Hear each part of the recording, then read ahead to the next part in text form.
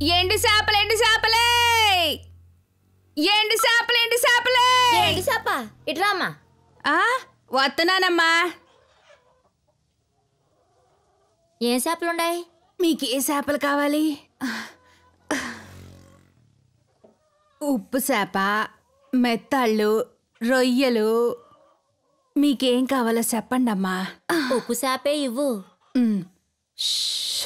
ఓ ఏం ఎండలు కాస్తున్నాయమ్మా. నాలికంతా ఎండిపోయింది. తాగడానికి కొత్తని మంచినీళ్ళు ఇవ్వరా? పూర్ణి కాస్త మంచినీళ్ళు తీసుకురావే.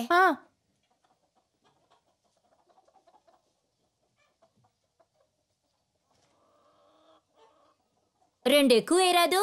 ఏంటి బంగారం లాగా కొలుస్తున్నావు? అవునవును, మనిషికి 1, 2 వేసుకుంటూ పోతే నా బతికిక బస్టాండే. ఇందమ్మా పట్టు. ఎవరమ్మా? నీ కూతురా? అవును, నా కూతురే. ఏం చేస్తుంది? కాలేజీకి వెళ్తుంది. ఉండు, డబ్బులు తీసుకొస్తా.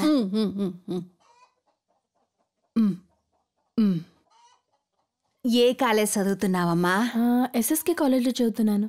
నా కొడుకు కూడా అక్కడే చదువుతున్నాడు. పేరు మధు. వాడు నీకు తెలుసా? మధు మీ అబ్బాయా? నీకు తెలుసా? వాడు కాలేజీకి సరిగ్గా వస్తున్నాడా? బాగా చదువుతున్నాడా? లేదా మా ఊర్లో గొడవలు పడి తిరుగుతున్నట్టుగానే కాలేజీలో కూడా గొడవలు పడుతున్నాడా? అలా అంతా ఏం లేదమ్మా. మధు చాలా మంచి అబ్బాయి, బాగా చదువుతున్నాడు. మీరు బాధపడకండి.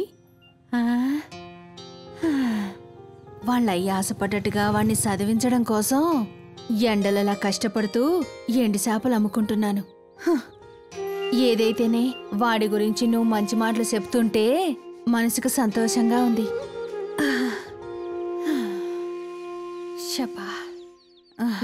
ఇదిగో మా డబ్బులు.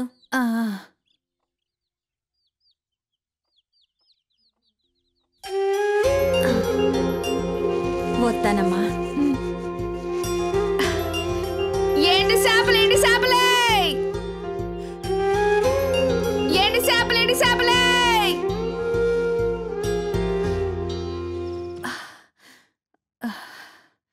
పాటలు చూడు ఎంత గట్టిగా పెట్టాడో.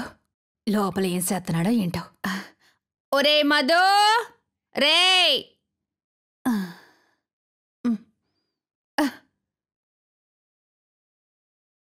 ఈలోపే నిద్రపోయాడా?